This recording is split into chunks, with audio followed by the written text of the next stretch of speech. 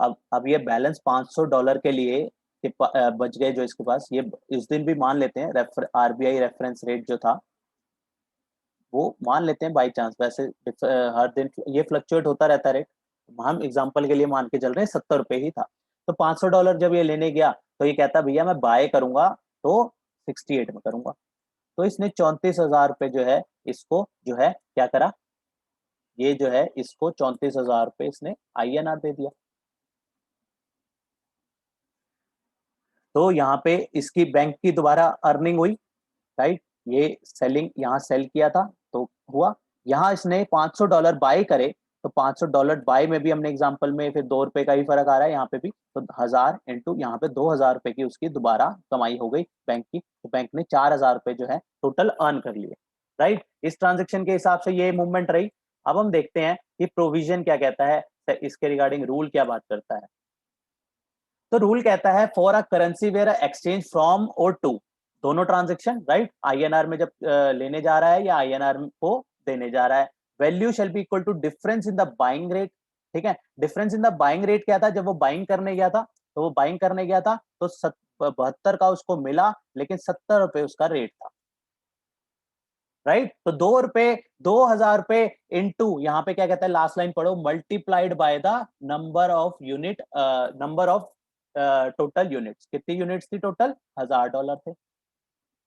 तो यहाँ पे कहता है उस केस में उसकी ट्रांजैक्शन वैल्यू कितनी निकल गई, पहली वाली केस में उसकी वैल्यू जो है ट्रांजैक्शन वैल्यू 2000, और एक्चुअल में भी उसकी वैल्यू जो है ₹2000 की कमाई है, राइट। और अगर हम सेलिंग रेट की बात करें तो यहाँ पे सेलिंग रेट जो था उसका क्या रेट था, सेलिंग रेट के अगर डिफरेंस की, यहाँ पे डिफरेंस लेना है हमें, difference in the selling rate क्या है, ₹70 माइनस ₹68, तो यहाँ पे भी ₹2 का था, ₹2 इंटू 500, सेकंड वाले केस में क्या था, 500 लेने 500 लेके आया था, सॉरी यहाँ पे कितना आएगा, ₹1000 आएगा, हमने वहां पे जो है गलती से उधर 1000 के हिसाब से कैलकुलेट कर दिया, इसको ठीक कर लेते हैं ताकि कंफ्यूजन क्रिएट ना हो किसी को भी। तो यहाँ पे जो था, यहाँ पे 500 बाय जो है यहाँ 500, तो ये ₹1000 रहेगा, तो ये 3000 रहेगा, ये 3000 रहेगा, राइट। तो टोटल कमाई इसकी बैंक की कितनी होगी, पहले 2000 और बैलेंस जो ₹500 वापस करने गया, तो वहां पे भी ₹2 के हिसाब से जो है ₹1000 कमाए। तो हमारा प्रोविजन भी यही कहता है कि यहाँ पे प्रोविजन भी यही बात करता है कि जहाँ पे सेकंड वाले, यहाँ पे पहले केस में 2000 की ट्रांजेक्शन वैल्यू हो गई और सेकंड केस में ₹1000 की ट्रांजेक्शन वैल्यू हो गई, तो ये एक्चुअल में भी हमारा यही बन के आता है, और यही जो है वहां पे पॉइंट नंबर 2 के ए पार्ट में जो है यही बात लिख दी गई कि after difference in buying rate या फिर सेलिंग की ट्रांजेक्शन है तो difference in the selling rate ले लो और मल्टीप्लाई कर दो उसको नंबर ऑफ यूनिट करेंसी में, राइट। कोई दिक्कत इसमें? तो ऐसे केसेस में हमें फॉरेन करेंसी के केस में जो है इस तरीके से वैल्यूएशन करनी पड़ती है, जहां पे जो चाहे वो कोई भी ऑथराइज्ड इंक्लूडिंग मनी एक्सचेंजर, चाहे वो मनी एक्सचेंजर भी हो, तो वहां पे उसकी जो ट्रांजैक्शन वैल्यू है वो भी इसी रूल के हिसाब से निकाली जाएगी, लेकिन ये रूल ऑप्शनल है, अगर हम नॉर्मल प्रोविजन के हिसाब से जाते हैं तो भी हमने देखा यही वैल्यू बनती ₹2000 और ₹1000, तो यहाँ पे भी ₹2000 और ₹1000 यही डाल दिया गया है। यहाँ पे उसके बाद कहता है provided that where the RBI reference rate is not available, मान लेते हैं आरबीआई का रेफरेंस रेट नहीं मिल रहा, द वैल्यू, उस केस में क्या रहेगा, value shall B 1% of the gross amount of the INR rupees, gross value क्या मानी जाएगी, 1% of the gross value, provided that कहता है अगर अगर आपको ये रेफरेंस रेट, अब हम अलग पेन से इसको, अब हम जो सेकेंड पार्ट डिस्कस कर रहे हैं, कहता है अगर आपको ये नहीं मिल रहा, अगर आपको मिल रहा है तब तो यही लेके चलेंगे, अगर यही ये नहीं मिल रहा तो हम देखेंगे कि पहली ट्रांजेक्शन में हमारी आईएनआर वैल्यू क्या निकल के आई थी, ₹72,000 हमारी आईएनआर वैल्यू निकल के आई थी। दूसरे केस में कहता है हमारी आईएनआर वैल्यू क्या निकल के आई थी, 34,000 हमारी आईएनआर वैल्यू निकल के आई थी। तो कहता है आप ऐसा करो, इसके ऊपर 1% जो है ₹720 जो है आप वैल्यू मान लो, वैल्यू अपनी मान लो, कितने रीजनेबल वैल्यू लगाई, सिर्फ 1% जो है, ये जो है टैक्स नहीं है, ये जो है ट्रांजेक्शन वैल्यू है, ये जो है ट्रांजैक्शन वैल्यू है, जहां हमने एक्चुअल निकाली थी तो यहाँ पे हमारा 2000 रुपए प्रॉफिट आया था, लेकिन अगर हम रेफरेंस रेट नहीं मिल रहा तो हम जो है इस प्रोवाइजो में फॉल कर जाएंगे, और प्रोवाइजो में हमें 1% जो है ट्रांजैक्शन वैल्यू मान के चलना है, तो 1% हमारा 720 निकल के आता है। यहाँ पे हम बात करें तो हमारी वैल्यू जो है ट्रांजैक्शन वैल्यू 340 रुपए निकल के आती है, जो कि अगर हम यहाँ बात करते हैं तो हमारी 1000 रुपए निकल के आती है। ये लेकिन सिर्फ तब होगा जब रेफरेंस रेट हमें नहीं मिल रहा। अगर रेफरेंस रेट है तो हम बाइंग और सेलिंग का जो है डिफरेंस ही लेके चलेंगे, और वहां पे जो है उसके हिसाब से जो है हम into multiplied by the total unit करके जो हमारी वैल्यू निकल के आ जाएगी, वही हमारी मतलब हम पॉइंट नंबर ए में रहेंगे। पॉइंट नंबर के प्रोवाइजो में सिर्फ तभी फॉल करेंगे जब हमें रेफरेंस रेट जो है अवेलेबल नहीं है, रेफरेंस रेट अवेलेबल नहीं है तो ही प्रोवाइजो में फॉल करेंगे, राइट। इसके बाद कहता है एक और प्रोवाइजो इंसर्ट कर दिया, एक और प्रोवाइजो इंसर्ट कर दिया, कहता है neither of the currencies are is Indian rupees. कहता है कि दोनों में से कोई करेंसी जो है इंडियन रुपीज नहीं थी। अब इसको एग्जांपल लेके चलते हैं, दोबारा से एग्जांपल में आते हैं, इसको इसको भी सेव कर देते हैं, अलग एग्जांपल लेके चलते हैं। अलग एग्जांपल में हम इसकी बात करेंगे कि यहाँ पे ये 500 रुपए इसके पास मिस्टर ए जो था, इसके पास $500 बच गए थे, इसके पास $500 बच गए थे। इसने कहा यार $500 बच गए हैं, लेकिन मेरे को ना बाद में डॉलर की नहीं, मेरे को हो सकता है आगे ना यूरो की जरूरत पड़े, मेरे को यूरो की जरूरत पड़े। तो इसने कहा इसका रेट एक्सचेंज रेट अराउंड अभी जो इसने आरबीआई रेफरेंस रेट देखा 70 रुपए चल रहा है। इसने कहा यार ये यूरो का रेट जो है अराउंड 88 रुपीज चल रहा है, यूरो का रेट एक यूरो इतने का है और $1 इतने का है। उसने कहा ऐसा करता हूँ, ये मैं बैंक के पास जाता हूँ और इसको दे देता हूँ, डॉलर दे देता हूँ और यूरो जो है मैं ले लेता हूँ, यूरो मैं ले लेता हूँ और डॉलर दे देता हूँ। बैंक के पास जाएगा, डॉलर देगा, यूरो लेगा, आईएनआर का कोई रोल नहीं है। प्रोवाइडेड दैट क्या कहता है, जहां पे आईएनआर नहीं है, जहां पे दोनों करेंसी जो है वो अदर देन आईएनआर है, तो उस केस में वैल्यूएशन किस तरीके से करनी है। तो आइए अब दोबारा मूव करते हैं कि वैल्यूएशन उस केस में किस तरीके से बात करेंगे वैल्यूएशन की। कहता है neither of the currency, neither of the currency exchange is INR.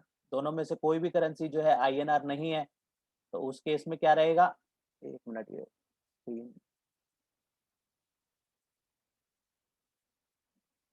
Neither of the currency exchange is Indian rupees.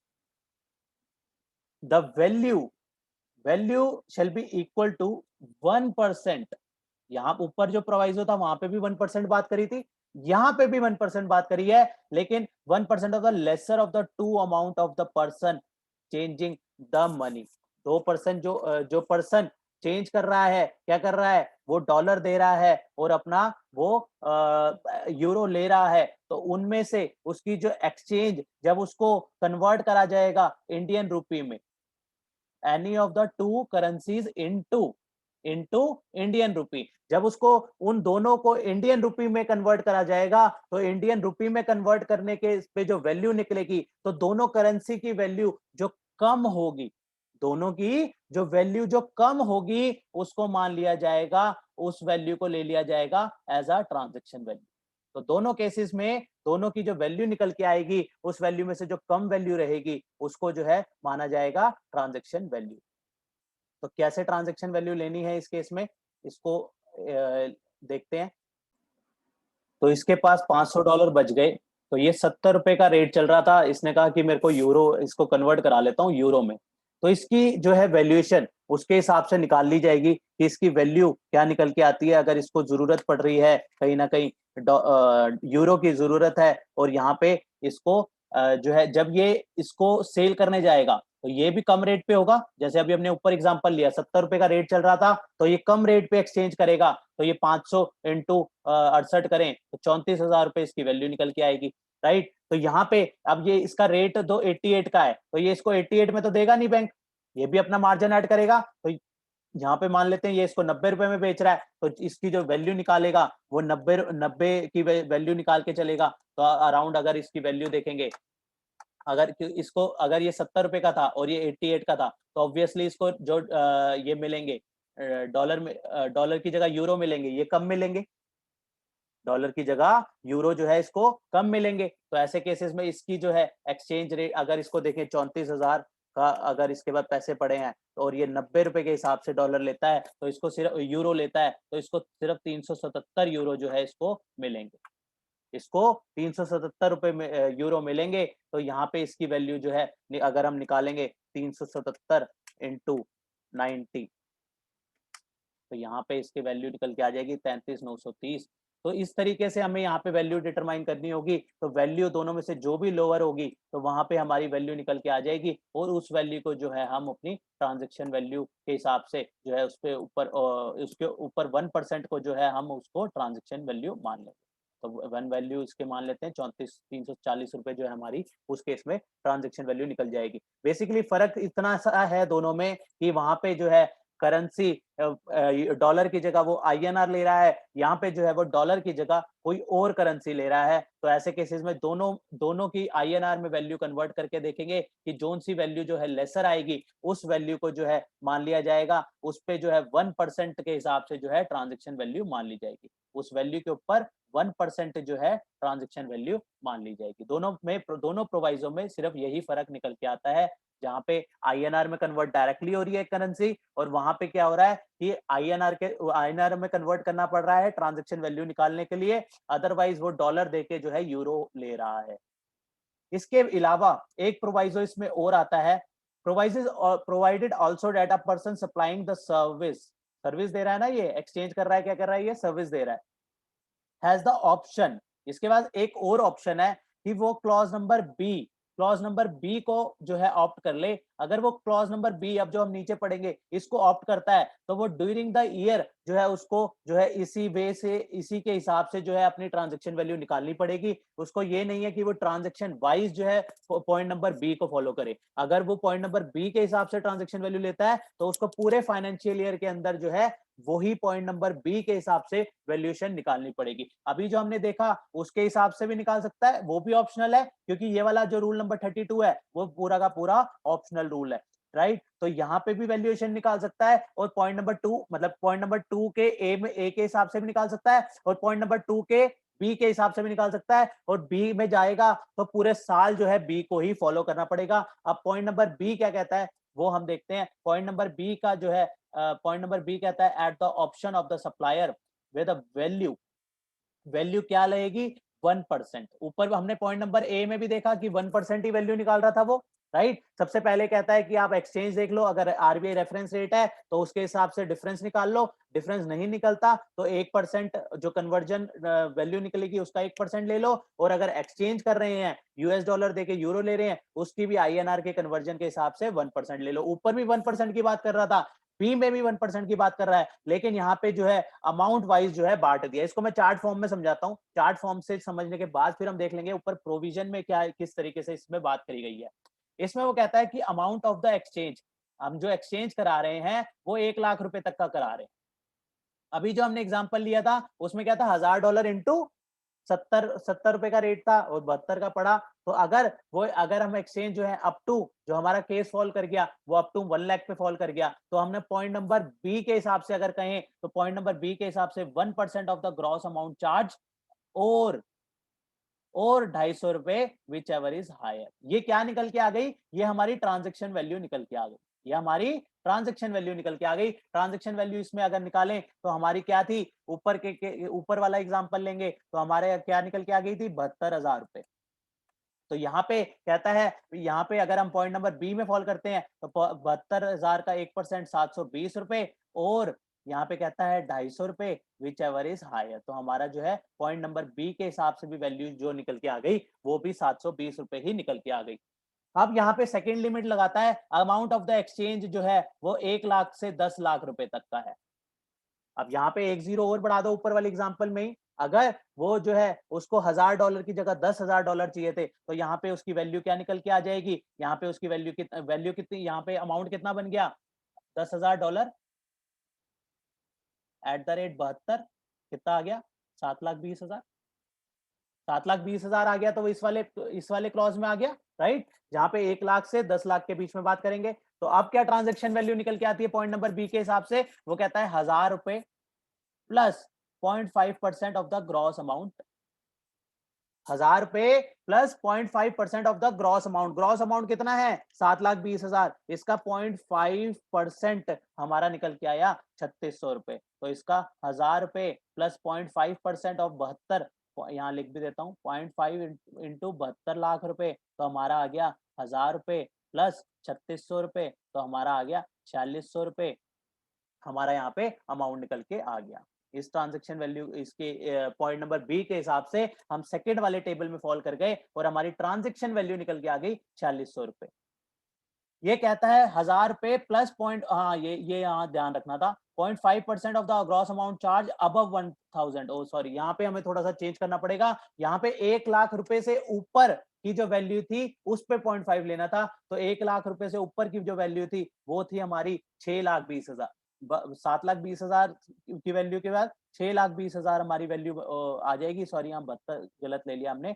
6.20 lakh के ऊपर हम लेंगे तो 6,20,000 के ऊपर 0.5% लेना था हमें। तो यहाँ पे हमारा 3,100 रुपए निकल के आएगा। तो और ये हमारी वैल्यू निकल जाएगी 4,100 रुपए। तो यहाँ पे ये थोड़ी सी गड़बड़ हो गई कि प्लस 0.5% जो था वो 1000 रुपए से वैल्यू के ऊपर की वैल्यू के ऊपर लेके चलना था। 1000 रुपए, यहाँ पे 1000 रुपए अलग से ऐड कर दिया, क्योंकि 1 लाख का, अगर हम 1 लाख का 1% देखें तो हमारा 1000 रुपए निकल के आता है। तो ऊपर वाले में था ना 1 लाख अप टू 1 लाख, तो 1 लाख तक का 1%, यहाँ पे देखो तो ये 1000 रुपए निकल के आएगा। तो इसलिए 0.5 में यहाँ पे 1000 रुपए ऐड कर दिया 1 लाख तक के लिए, और उससे ऊपर जितना है वहां वहां पे कर दिया 0.5% ऑफ द एक्सेस। तो इसलिए 6,20,000 रुपए हमारा 7,20,000 टोटल अमाउंट था, उसके दो पार्ट करेंगे 1 लाख रुपए का। 1 लाख रुपए का 1000 रुपए निकल के आ गया, और 6,20,000 का जो है वो निकल के आ गया 3,100। तो 3,100 प्लस 1000, 4,100 रुपए हमारी वैल्यू निकल के आ जाएगी। अब तीसरा केस कहता है जहां पे जो एक्सचेंज करी वो 10 लाख रुपए से ऊपर करी। 10 लाख रुपए से ऊपर करी तो एक जीरो और लगा दो। अब इसमें मान लेते हैं $1 लाख एट द रेट 72। अब जाके हमारा बना कितना? 72 लाख रुपए। राइट, 72 लाख रुपए बन गया। तो यहाँ पे वो कहता है 5500 रुपए plus plus 0.1% of the amount charge above 10 lakh rupees और 60,000 विच एवर इज लोअर। यहाँ पे यहाँ से यहाँ तक जो है ये एक कंडीशन है। Plus 1%, 0.1% of the exchange above 10 lakh रुपए। अब अबव 10 लाख कितना है? 62 लाख रुपए। टोटल अमाउंट कितना है? 72 लाख। तो 10 लाख से ऊपर कितना है? 62 लाख। तो 62 लाख का 0.1% कितना आ गया? 6200 रुपए। तो ये कहता है ट्रांजेक्शन वैल्यू के लिए, पहले तो इसने 5500 रुपए ऊपर जैसे 1000 रुपए फिक्स कर दिया था, वैसे ही यहाँ पे जो है 5500 रुपए फिक्स कर दिया। तो पहले 5500 रुपए ले लेंगे। राइट, 5500 रुपए प्लस प्लस कितनी हो जाएगी? 6200 रुपए। 6200 रुपए हमने कैसे निकाला? 62 लाख के ऊपर 0.1% निकाला। तो ये 6200 रुपए हमारी निकल के आ गई। तो हमारी टोटल वैल्यू कितनी निकल के आ गई? 11,700 रुपए। यहाँ पे इसने लिमिट लगा दी, और 60,000 रुपए विच एवर इज लोअर, और 60,000 रुपए विच एवर इज लोअर। हो सकता है ये हमने 72 लाख की जगह ये बन जाए 720 लाख रुपए। बहुत ही मोटा अमाउंट जो है ट्रांसफर, वो जो है एक्सचेंज हुआ हो, और वहां पे जो है हमारी ये 1,10,000 की जगह ये निकल के भी आ जाए। जब ये वैल्यू बढ़ेगी तो ऑब्वियसली ये अगर ये एक्सचेंज की वैल्यू बढ़ेगी, ये मान लेते हैं 720 लाख रुपए होगी। ठीक है, ये मान लेते हैं 720 लाख रुपए है, तो हमारी कॉरेस्पॉन्ड ये अमाउंट भी बढ़ जाएगी। ठीक है, ये अमाउंट बढ़ के मान लेते हैं इसको, ये 1 लाख रुपए अमाउंट निकल के आया हमारा।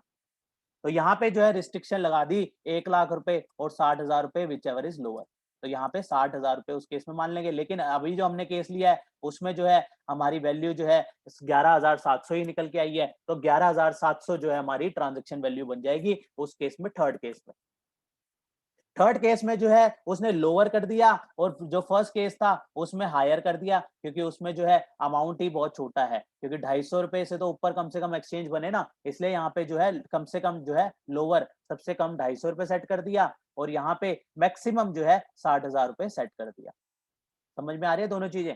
यहाँ पे लोअर लिमिट लगा दी 250 रुपए का ट्रांजेक्शन वैल्यू बने, और कम, और जो है मैक्सिमम जो है 60,000 रुपए की ट्रांजेक्शन वैल्यू बने। तो इसलिए इस तरीके से जो है चार्ट फॉर्म में जो है पॉइंट नंबर बी में जो है परमिशन दे दी कि अगर इस तरीके से भी आप वैल्यू जो है निकाल सकते हो। अगर आप मनी एक्सचेंज कर रहे हो तो आप यहाँ पे देख लो कि कितने वैल्यू की, कितने INR की आप एक्सचेंज कर रहे हो, उसके हिसाब से 1% या 0.5%, 0.1% जो है आप जो है वहां पे जो है अपनी ट्रांजेक्शन वैल्यू निकाल सकते हो। यहाँ पे रेट डिफरेंस हो जाएगा लेकिन वैल्यू बहुत कम निकल के आ जाती है। तो यहाँ पे यही बातें जो है यहाँ पे एक्ट में भी सॉरी रूल्स में भी लिखी गई है। तो यहाँ पे जो ऑप्शन है सबसे पहला वाला जो पढ़ा हमने, वहां पे 1% जो है of the gross amount of the currency exchange, कितने तक की, 1 लाख रुपए तक की। लेकिन इसमें मिनिमम कितना था, मिनिमम कितने रुपए रखे उसने, 250 रुपए। तो यही बात यहाँ पे रख दी कि मिनिमम ट्रांजेक्शन वैल्यू कितनी रहेगी, 250 रुपए रहेगी, और बाकी जो है 1% आप जितनी करेंसी एक्सचेंज है उसका 1% निकाल लो। सेकेंड पॉइंट में क्या कहता था, 1000 रुपए रखे थे, 1000 रुपए सबसे हमने पढ़ा, प्लस उस पे 0.5% ऐड कर दिया था। 0.5% किसका, 1 लाख रुपीज से ऊपर का अप टू 10 लाख। यही हमने नीचे चार्ट में पढ़ा था। 1 लाख से 10 लाख, ठीक है, 1 लाख से 10 लाख कितना था, 1000 रुपए प्लस 0.5%, जो 1 लाख रुपए से ऊपर का 0.5%। तो यही ये बात यहाँ पे रूल्स में भी लिख दी गई थी। एक एक यहाँ पे 1000 रुपए प्लस 0.5% कितने का, जो वैल्यू है माइनस 1 लाख रुपए, इसका पॉइंट। तो जो भी इनमें से जो भी अमाउंट निकल के आएगा वो हमारी बन जाएगी ट्रांजेक्शन वैल्यू। थर्ड पॉइंट जो हमने पढ़ा, वहां पे हमने क्या पढ़ा, वहां पे 5500 रुपए प्लस 1/10 मतलब 0.1%, right, 0.1% of the gross amount of the currency exchange, कितने, 10 लाख रुपए से ऊपर, और मैक्सिमम लिमिट कितनी लगा दी, 60,000 रुपीज की। यही जो है रूल्स में लिख दिया गया, जो हमने नीचे चार्ट में पढ़ा था कि एक्सचेंज करेंसी 10 लाख रुपए से ऊपर है तो उस केसेस में कितना, 5500 रुपए में 0.1% जो ऐड कर देंगे, जो 10 लाख रुपए एक्सीड कर 10 लाख रुपए से ऊपर तक के जो वैल्यू होगी उसका 0.1% ले लेंगे, और इन दोनों का जो अमाउंट निकल के आएगा टोटल, इन दोनों का यहाँ से यहाँ तक का जो अमाउंट निकल के आएगा वो जो है उस पर मैक्सिमम कैपिंग लगा देंगे 60,000 रुपए की। यही पॉइंट नंबर 3 में जो है कह दिया गया, राइट। तो इस तरीके से जो है मनी एक्सचेंजर के पास जो है ऑप्शन अलग अलग मिल गए। वो पॉइंट नंबर 2 को भी फॉलो कर सकता था, सॉरी पॉइंट नंबर 2 का ए में भी जा सकता था और पॉइंट नंबर 2 के बी में भी जा सकता है, उसके पास मर्जी है। लेकिन अगर पॉइंट नंबर 2 के बी में जाता है तो वो पूरे साल जो है उसको पॉइंट नंबर 2 के बी में ही रहना होगा, फिर वो स्विच नहीं कर सकता पॉइंट नंबर ए में, राइट। इस तरीके से जो है मनी एक्सचेंजर के लिए जो रूल्स दिए गए हैं वो ये रूल्स जो है स्पेसिफाइड कर दिए गए हैं। अब इसी रूल्स में, इसमें काफी सारे अलग अलग रूल्स हैं। अभी हमने मनी एक्सचेंजर के लिए देखा, अब हम नेक्स्ट देखेंगे इसके लिए, अब हम देखेंगे नेक्स्ट टिकट बुकिंग के लिए। टिकट बुकिंग के लिए नेक्स्ट रूल देखेंगे।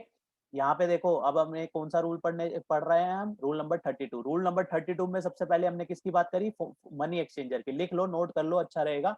मनी एक्सचेंजर की हमने बात करी। अब हम इसी का रूल नंबर 3 में जो बात करने जा रहे हैं, ये किसके लिए एप्लीकेबल होगा, ये टिकट, जब हम टिकट बुक करते हैं बाय एयर, ऐसे में क्या होता है, ऐसे में क्या होता है, कोई हम बुकिंग, हमने किसी से बुकिंग कराई, अब हम वो बुकिंग 5,000 रुपए की ऑनलाइन टिकट आ रही है, राइट। 5,000 रुपए की वो टिकट बुक करेगा कोई एजेंट, तो वो अपने चार्जेस भी तो लेगा। अब हम उसको, वो 500 रुपए चार्ज ले रहा है तो हम उसको 5500 रुपए जो है दे रहे हैं। तो उसकी उसकी कितनी इनकम है, उसकी तो 500 रुपए इनकम है ना, 5,000 तो वो टिकट के चार्ज है। तो इस ऐसे केसेस में क्या करना पड़ता है, ऐसे केसेस में जो है 500 रुपए उसकी वैल्यू ऑफ सप्लाई हो जाती है। अगर 15 एक के हिसाब से उसकी सप्लाई देखें तो सिर्फ 500 रुपए की है, लेकिन अगर हमें वैल्यूएशन के हिसाब से उसको अलग से जो है डिटरमाइन कर सकते हैं। यहाँ पे जो ट्रांजैक्शन वैल्यू निकल के आएगी, अलग वैल्यू बता दी है कि आप ये वैल्यू भी ले सकते हो, क्योंकि ये रूल ऑप्शनल है ना। तो वहां पे जो है रूल 32 के हिसाब से भी वैल्यू ले सकते हैं। तो वैल्यू क्या कहता है रूल 32, कहता है वैल्यू आप ले सकते हो बुकिंग टिकट अगर travel by air, air travel के लिए ले सकते हो, provided by the air travel agent book करेगा, राइट। तो उस केस में आप वैल्यू मान सकते हो 5% of the basic fair. Basic fair का 5% जो है डोमेस्टिक बुकिंग के हिसाब से।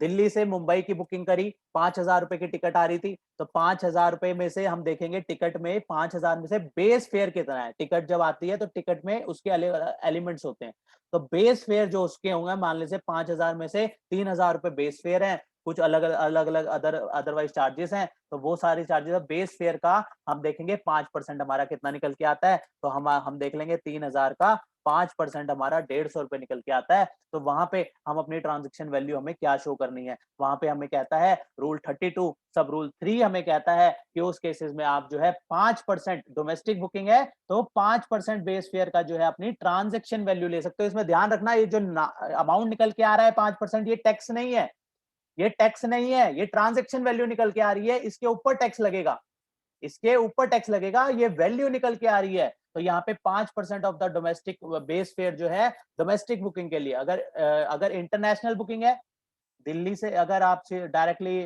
मतलब आप कहीं और बाहर जा रहे हो, तो ऐसे केसेस में इंटरनेशनल फेयर है तो वहां पे 10% ऑफ द बेस फेयर जो है हम क्या मान सकते हैं, वहां पे हम उसको ट्रांजेक्शन वैल्यू मान सकते हैं। तो ये बात लिखी गई है किसमें, ये बात लिखी गई है रूल 32 सब रूल 3 में बेस पे उसके लिए ट्रैवल एजेंट के लिए, जहां पे ट्रैवल एजेंट जो है बुकिंग कर रहा है वहां पे जो है उसकी वैल्यू वो 5500 रुपए तो वैल्यू नहीं मानी जाएगी, उसकी इनकम जब हम वो जस्टिफाई करे कि मेरी 5,000 रुपए की मैंने बुकिंग करी है, 500 रुपए मैंने एक्स्ट्रा लिए है, मेरे 500 रुपए वैल्यूएशन के हिसाब से ट्रांजेक्शन वैल्यू मेरी 500 बनती है, तो वो इतनी हेडेक जस्टिफाई करने की जगह वो सीधा सीधा कह सकता है भैया मैं रूल 32 3 फॉलो कर लेता हूँ। और रूल 32 3 में तो जो बेस फेयर बन रहा है वो तो ऑलरेडी टिकट पे होगा ही, उसका सीधा सीधा 5% और 10% जो है ट्रांजेक्शन वैल्यू मानेगा, तो कोई भी उसके बाद फर्दर झगड़ा नहीं रहेगा। और बेस फेयर क्या है ये भी यहाँ पे एक्सप्लेन कर दिया गया है। Base fare means part of the air fare, जो हमने वैल्यू ली थी अभी एग्जांपल में 5,000, उसका एक part on which commission is normally paid to the travel agent. Travel agent जब बुकिंग करता है तो उसको बुकिंग के ऊपर भी कमीशन मिलती है, तो कमीशन जो उसको मिलती है उसको टोटल अमाउंट के ऊपर नहीं मिलती, उसको बेस फेयर के ऊपर जो है कमीशन मिलती है। तो वो जो कमीशन का अमाउंट होगा, तो वो जो बेस फेयर होगा उसके ऊपर जो है वो ट्रांजेक्शन वैल्यू मान सकता है। वो बेस फेयर क्या होगा ये यहाँ पे बता दिया गया है कि जिस अमाउंट के ऊपर जो है एजेंट को कमीशन मिलती है उसको बेस फेयर मान लिया जाता है, राइट। तो ये हमारा पॉइंट नंबर 3 ट्रैवल एजेंट का कवर होता है। ऊपर हमने पढ़ा मनी एक्सचेंजर, यहाँ हमने पढ़ा ट्रैवल एजेंट। अब हम पढ़ेंगे नेक्स्ट रूल सब रूल में, रूल 32 के सब रूल 4 में अब हम पढ़ेंगे, हम इंश्योरेंस बिजनेस की बात करेंगे। अब जिसके ऊपर इंश्योरेंस बिजनेस एप्लीकेबल होता है वो फॉल कर जाएगा रूल नंबर 32 सब रूल 4 में। तो यहाँ पे लाइफ इंश्योरेंस बिजनेस की बात करेंगे। तो लाइफ इंश्योरेंस बिजनेस के केस में वैल्यू कैसे डिटरमाइन करनी है। सब रूल ए कहता है, इसका क्लॉज ए कहता है कि ग्रॉस प्रीमियम चार्ज। इसमें पहले मैं समझाता हूं कि किस तरीके से इसमें लाइफ इंश्योरेंस के बिजनेस के केस में किस तरीके से जो है इसका ट्रीटमेंट रहता है। जब हम लाइफ इंश्योरेंस लेते हैं, राइट, तो इसमें हम क्या करते हैं, प्रीमियम पे करते हैं। वो प्रीमियम पे करते हैं, वो प्रीमियम हमने मान लेते हैं कि एक इंश्योरेंस कवर इसमें सम एश्योर्ड था, इसी तरीके से होता है। किसी ने पॉलिसी वगैरह ली होगी उसको सबको पता होगा कि कैसे रहता है। मान लेते हैं सम एश्योर्ड 10 लाख रुपए का है, इसमें इसका प्रीमियम मान लेते हैं सेफर साइड के लिए मान लेते हैं 10,000 रुपए का ही इसका प्रीमियम बनता है। तो अब इसका 10,000 रुपए का प्रीमियम और 10 लाख रुपए का सम एश्योर्ड, तो इसमें होता क्या है कि आपको कहेंगे कि आप 10,000 रुपए जो है 20 साल तक इन्वेस्ट करो, तो आप 2 लाख रुपए आपके चले जाएंगे, तो 20 साल तक, उसके बाद 25वें साल में जो है आपको इतना अमाउंट लमसम अमाउंट आपको मिल जाएगा। इस तरीके से होता है, राइट। तो इसमें क्या होता है, अगर इस 20 साल या 25 साल जो भी मतलब अलग अलग पॉलिसीज की अलग अलग टर्म रहेंगी, इस ड्यूरेशन के बीच में कुछ मिस हैपनिंग हो जाती है तो आपको जो है इतना अमाउंट मिल जाएगा, राइट। तो मान लेते हैं इसमें वो कहता है कि आपको कोई मिस हैपनिंग हो गई तो इसमें कहता है 20 लाख रुपए दे देंगे, और अदरवाइज कुछ नहीं होता 20 से 25 साल में, तो आपको जो है मान लेते हैं इसमें कहता है वो 15 लाख रुपए दे देंगे। एग्जाम्पल इजी इजी बनाने के लिए जो है राउंड फिगर में ले रहे हैं हम, ठीक है। तो अब एक ये कह रहा है कि मिस हैपनिंग के केस में 20 लाख रुपए दे देंगे, एक कह रहा है ये कुछ नहीं होता, कोई कुछ नहीं हुआ, बंदा अलाइव रहा, 15 लाख रुपए मिल जाएंगे इस ड्यूरेशन के बाद। तो ये हुआ क्या, बेसिकली हमने पेमेंट करी 10,000 रुपए की, तो होता क्या है, इस जब हम 10,000 रुपए का प्रीमियम देते हैं तो हमारी साइड से तो सिर्फ 10,000 रुपए जाता है, लेकिन इसके दो पार्ट होते हैं, इसके दो पार्ट होते हैं, एक होता है रिस्क, एक होता है रिटर्न, एक होता है रिस्क, एक होता है रिटर्न। इस 2000 के पार्ट जब दो बन जाते हैं तो कुछ पेमेंट जो जाती है वो रिस्क के लिए जाती है, कुछ पेमेंट जो है वो रिटर्न के लिए जाती है। जो रिटर्न के लिए जाती है वो ही हमें क्यूमुलेटिव करके लास्ट में हमारी जो है इस ड्यूरेशन के बाद इतना अमाउंट जो मिलता है वो ड्यू टू रिटर्न मिलता है, क्योंकि ये अमाउंट का जो पार्ट है वो कहीं ना कहीं इन्वेस्ट करा जाता है फर्दर, और लास्ट में ड्यूरेशन पूरे होने के बाद जो है हमें वो रिटर्न मिल जाता है। मान लेते हैं इसका 10,000 में से 9,000 रुपए जो है रिटर्न में लग गया और 1,000 रुपए जो है रिस्क में लग रहा है। इस रिस्क का जो पोर्शन है ये बेसिकली हमारी एक तरीके की इंश्योरेंस है। ये हमारी इंश्योरेंस बन जाती है। अगर हमें कुछ मिस हैपनिंग हो गई तो उस केस में इस इंश्योरेंस के तहत जो है हमें पैसा मिलेगा। जो हमने यहाँ पे मिस हैपनिंग वाला लिया था ना, 20 लाख रुपए मिल रहे थे, वो इसलिए ही मिल रहे हैं कि हम जो है हर महीने 1,000 रुपए जो है वो पे कर रहे हैं, वो इसलिए रिस्क के लिए, रिस्क को सेफ गार्ड करने के लिए। जैसे कि टर्म इंश्योरेंस होता है, तो टर्म इंश्योरेंस क्या होता है, वो सिर्फ जो है रिस्क को एश्योर करता है कि अगर कोई मिस हैपनिंग हो गई तो ये अमाउंट मिल जाएगा। जैसे जस्ट लाइक हमारा मेडिक्लेम होता है कि अगर मेडिक्लेम का प्रीमियम जा रहा है, मेडिक्लेम कुछ अगर प्रॉब्लम हो गई, हम हॉस्पिटल में एडमिट होते हैं ड्यूरिंग द ईयर, तो हमें इतने अमाउंट का जो है हमें क्लेम जो है वो कंपनी, इंश्योरेंस कंपनी दे देगी, हमें नहीं पे करना पड़ेगा। राइट, मतलब लगा लो 10 लाख रुपए का हमने मेडिक्लेम लिया, तो 10 लाख रुपए तक का जो हॉस्पिटल में खर्चा होगा वो मेडिक्लेम कंपनी देगी, वो हमें नहीं पे करना पड़ेगा, हमें उसका जस्ट प्रीमियम पे करना पड़ेगा। अगर पूरे साल में कुछ नहीं हुआ तो वो जो 10,000 रुपए जो हमने प्रीमियम पे किया वो कुछ नहीं, उसका कुछ नहीं, वो वेस्ट हो जाएंगे। तो इसी तरीके जो इंश्योरेंस पार्ट रहता है, जो 1,000 रुपए रहता है, वो जो है हमारे को सेफ गार्ड करने के लिए होता है। लेकिन ये जो 9,000 रुपए जो पार्ट है, ये रिटर्न का पार्ट है, ये हमें एक तरीके से वापस मिल रहा है, ये हमें एक तरीके से वापस मिलना है। ये समझना इसलिए जरूरी है, जो चार्ट हमने बनाया है ये समझना इसलिए जरूरी है कि इसी तरीके से, इसी हिसाब से जो है इस रूल को भी लिखा गया है। इसी के अकॉर्डिंग इस रूल को भी लिखा गया है कि जहां पे जो रिटर्न है वो तो वापस ही करनी है। जो ये 9,000 रुपए है, ये तो धीरे धीरे क्यूमुलेटिव होता जाएगा, एक कंपनी इसको फर्दर इन्वेस्ट करेगी, उसके ऊपर इनकम जनरेट करेगी, और वो धीरे धीरे फिर लास्ट में जो है ये टेन्योर जब पूरा हो जाएगा तो इसको जो है वापस कर देगी। राइट, तो ये तो उसने लिया है इन्वेस्ट करके वापस देने के लिए, तो ये तो कोई इस लाइफ इंश्योरेंस की, इसकी जो है ये इनकम का पार्ट जो है नहीं है।